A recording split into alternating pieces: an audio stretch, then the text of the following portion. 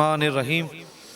राजा एहसान कियानी साहब ने अपने इलाके ਦੇ ਵਿੱਚ ਬਹੁਤ ਅੱਛਾ ਇੱਕ ਜ਼ਮੀਂਦਾਰਾਂ ਦਾ ਸ਼ੁਗਰ ਰੱਖਿਆ ਹੈ ਤੇ ਇਹਦੇ ਵਿੱਚ ਇਹਨਾਂ ਨੇ ਜਿਤਨੇ ਦਾੰਦ ਬੁਲਾਏ ਬਾਹਰੋਂ ਮਹਿਮਾਨ ਆਏ ਉਹਨਾਂ ਦਾ ਬਹੁਤ ਅੱਛਾ ਇਹਨੇ ਇੰਤਜ਼ਾਮ ਕੀਤੇ ਹੈ ਜੀ। ਅਸੀਂ ਇਲਾਕਾ ਬੜਾ ਗਵਾਹ ਦਾ और इन्हों का खास करके राजा एहसान कियानी और इन्हों के कबीले का शुक्रिया अदा करने जिन्होंने इतना इतना अच्छा खाड़ा सजाया और उहदे विच इन्होंने बाहरों बुला के लोगों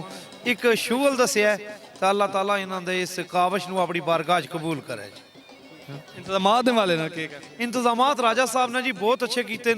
यकीन मनो कि इस एरिए के पहली दफ़ा मैं तकिया कि राजा साहब ने हर बंदे के बहन वास्ते जी सीटिंग ही ला छोड़ी है ना, इहदा ही मुल्क होई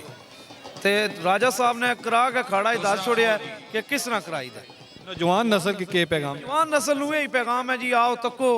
कि जिहड़ा असी अज मनशियात की लत विच फस गए हैं उहदे चों कड्ढण वास्ते राजा साहब ने जिहड़ा एक कावश की है,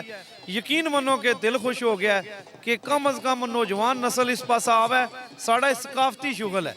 तो इनू इन्हों का जितना हो सके ये इन्हों का राजा साहब नाल तावन करो ताकि राजा साहब की हौसला अफजाई भी होवे और इन्होंने इन्होंने क्या जरा काम किया ने इन्होंने बरकत भी।